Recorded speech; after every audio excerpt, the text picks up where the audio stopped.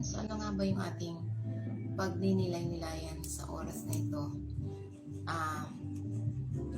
Ito yung ano mangyayari kapag ang iyong puso ay tumalikod sa Diyos. So ito yung ating pagninilay-nilayan na sinasabi sa Biblia. So kaya nga mahalaga na tayo hindi tumatalikod dahil walang nagigising balang araw at nagpasyang tanggihan ang Diyos. Nagsimula ito sa pagbabago ng puso, isang maliit na compromise, isang tahimik na pag-anod. Ngunit ang mga epekto ng pagtalikod sa Diyos ay malubha. At binabalaan tayo ng kasulatan kung ano ang nagsisimula sa puso ay maaaring makasira sa buhay. Kaya nga ang iyong bang puso ay ganap pa rin ba sa Diyos o may mga nakagambala sa iyo? Ano ang palatandaan ang nagpapakita na ang iyong puso ay maaaring lumayo sa Diyos? So kaya nga, ano ang mangyari kapag iyong puso ay tumalikod sa Diyos? So ito yung sinasabi sa Jeremiah 17 verse 5, kapag tumalikod tayo sa Diyos, ito ang sabi ng Panginoon, sumpain ang nagtitiwala sa tao at kumukuha ng lakas sa laman at ang puso ay lumalayo sa Panginoon. So ito ang mangyayari kapag ang tao ay tumalikod sa Diyos. So sumpain ang tao na nagtitiwala sa kapwa-tao at kumukuha ng lakas sa tao at ang puso ay lumalayo sa Diyos. Yan mababasa natin sa Jeremiah 17 verse 5 and Jeremiah 17 verse 6. That person will be like a boss in the wastelands. They will not see prosperity when it comes. So hindi nila makikita ang kasaganaan pag dumating. Sila ay tatahan sa mga tuyong lugar, sa disyerto, sa isang maalat na lupain na walang nakatira. So, ibig sabihin, kapag ang tao ay tumalikod sa Diyos, so sila ay magiging maalat, ibig sabihin, magiging tagtuyot o ibig sabihin, hindi mabunga. So, kaya nga ito'y sinasabi na ito ay nagsisilbing isang taimtim na babala tungkol sa panganib na maling pagtitiwala. So kapag umasa tayo sa lakas ng tao at inilalayo natin ang ating puso sa Diyos, inilalayo natin ang ating sarili sa tunay na pinagmumula ng buhay. Kaya nga ito isang natuyot na palumpong ay isang tigang na lupain ay nagsasalita ng espiritual na pagkatuyo, paghihiwalay at hindi nasasagot ng mga pagpapala kahit na lumalapit ang mga pagpapala, hindi sila sinasagot or hindi sila, kahit malapit na ang pagpapala, hindi sila nilalapitan. So kaya nga ito ay pinapaalala sa atin ang pagtitiwala sa anumang bagay maliban sa Diyos. Mga tao man o mga sistema man o sarili man ay humahantong sa kakulangan, kahungkangan. Ngunit kapag ang ating mga puso ay nananatili sa Panginoon, tayo nananatiling mabunga, punong-puno ng pag-asa, at kahit na sa mahirap na panahon tulad ng sinasabi sa banal na kasulatan. Kaya nga, ano ang mangyari kapag ang iyong puso ay tumalikod sa Diyos? Ito yung ating pagninilay-nilayan na mahalaga na dapat huwag tayong tumalikod sapagkat kapag tumalikod ka, una, ikaw ay you lose spiritual strength and discernment. So, ikaw ay mawawalan ka ng spiritual na lakas at kaunawaan. Ang compromise o kasalanan o pagkagambala ay magpapadula sa iyo sa espiritu. So, kaya nga, ito'y sinasabi, kapag pinabayaan mo ang oras sa Diyos, binabaliwala ang kanyang salita, lumalakad ka sa compromise, na nagsisimula kang mawala ng espiritual na talas. Ang minsan pumukaw sa iyong espiritu ngayon ay nararamdaman na malayo. So malayo. Mari mong makita ang iyong sarili na mas mahina sa panalangin, mas mabagal na makakilala ang tinig ng Diyos, at mas mahina sa panlilinlang. Ito hindi dahil sa Diyos ay lumayo, ngunit dahil ikaw ay naanod na mula sa pinagmumulan ng lakas. So, nawala ka na sa pinagmumulan ng lakas, na ang Diyos lamang ang pinagmumulan ng lakas. So, kaya nga ito sinasabi sa banal na kasulatan, sabi niya sa Mateo 6 verse 26, "Watch and pray so that you will not fall into temptation. The spirit is willing, but the flesh is weak." So kaya tayo mapagbantay at manalangin. Kayo'y huwag mahulog sa mga tukso. Ang espiritu ay may ibig, ngunit ang laman ay mahina. So gusto ng espiritu, ngunit ang laman ay mahina. So ito yung sinasabi na sabi ng Panginoon Kristo, na hinihimok tayo na manatili tayong alerto sa espiritual na panahon ng matinding pagsubok. Ang kanyang babala ay malinaw, ang tukso ay totoo, at kahit na ang ating mga intensyon ay maring mabuti, so ang espiritu ay handa at ang ating pagkatao ay mahina at madaling mabigo ng walang tulong ng Diyos. So mabibigo tayo kapag walang tulong ang Diyos sa atin.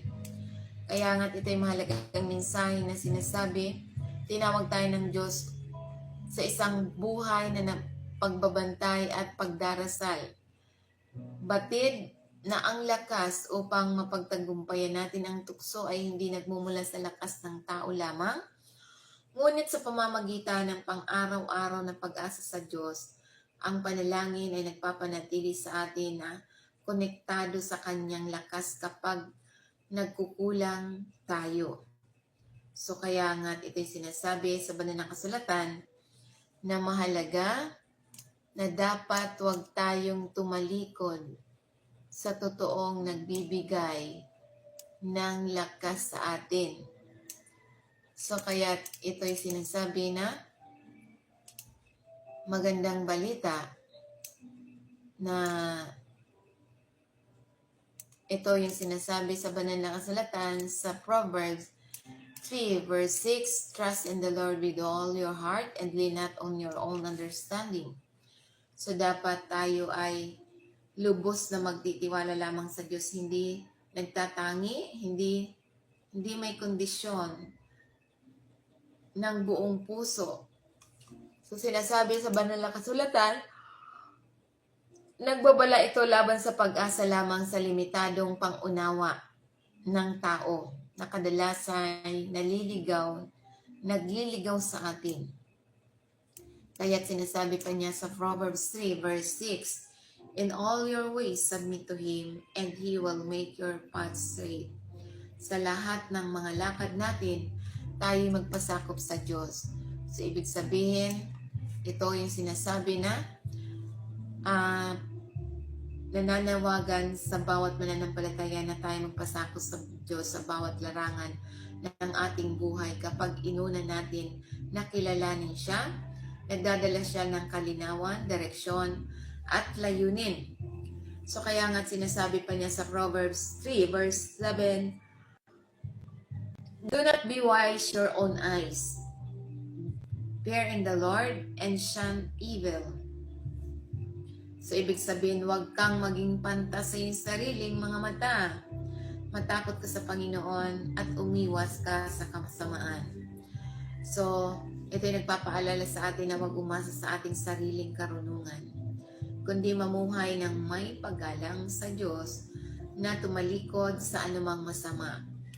So kaya nga ito'y sinasabi na itinuturo sa atin ang tunay na karunungan ay nagsisimula lamang sa pagtitiwala sa Diyos, paglakad sa kanyang mga daan at pagkilala na siya lamang ang nakakaalam ng pinakamagandang landas para sa ating buhay. Kaya nga, trust in the Lord with all your heart.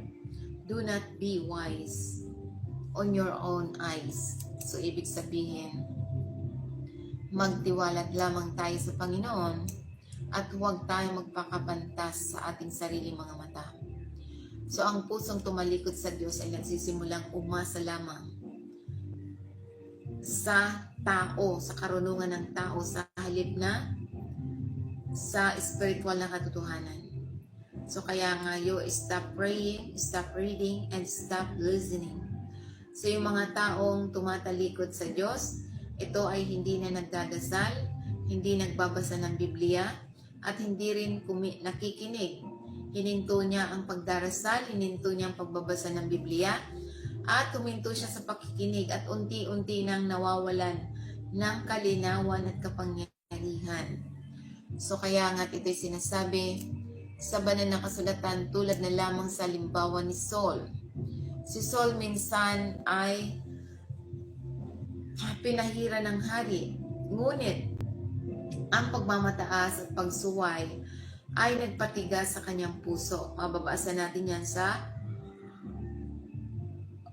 1 Samuel chapter 13 verse 14 na sinasabi sa banal na kasulatan.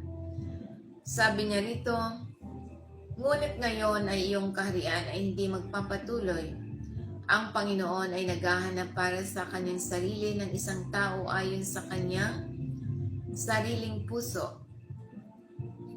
So kaya nga ito'y sinasabi sa 1 Samuel 15 verse 23. Because you have rejected the word of the Lord, He also rejected you as a king. So dahil dito tinanggihan ni King Saul ang salita ng Panginoon, tinanggihan rin siya bilang hari. So kaya nga kapag tayo ay tumatanggi sa salita ng Diyos, tayo ay tatanggihan din ng Diyos. So kaya yung mga panalangin natin, hindi natin makakamtan. So yan ang katotohanan. Kaya sinasabi niya sa 1 Samuel 15 verse 22, to obey is better than sacrifice, and to heed is better than to pot of rams. So ibig sabihin, ang pagsunod ay mas mabuti kaysa hain, at ang pag-iintindi ay mas mabuti kaysa taba ng mga lalaking tupa. So, ibig sabihin, ito'y pinaparangalan ng Diyos ang kababaang loob, ngunit nilalabanan ng nagmamalaki. So, nilalabanan niya, hindi siya natutuwa sa mga taong nagmamalaki tulad ni King Saul. So, ito yung sinasabi na si King Saul, nung sa simula, siya ay sa pangakong pinili ng Diyos, pinahiran ng propetang Samuel at binigyan ng kapangyarihang pamunuan ng Israel. Ngunit sa paglipas ng panahon, ang kanyang pagmamataas, takot sa tao at bahagyang pagsunod ay humantong sa isang matigas na puso at sa huli, pagtanggi sa Diyos. Kaya nga't itinuturo nito sa atin ni Saul na ang pagpapahid ay hindi kapalit ng pagsunod. At ang posisyon ay walang kahulugan kung walang puso na nananatiling sumusuko. So kaya nga bilang mga mananampalataya, ang iyong pinakamalaking espiritual na pagkalugi ay kadalasang nagsisimula sa maliit na compromise sa puso.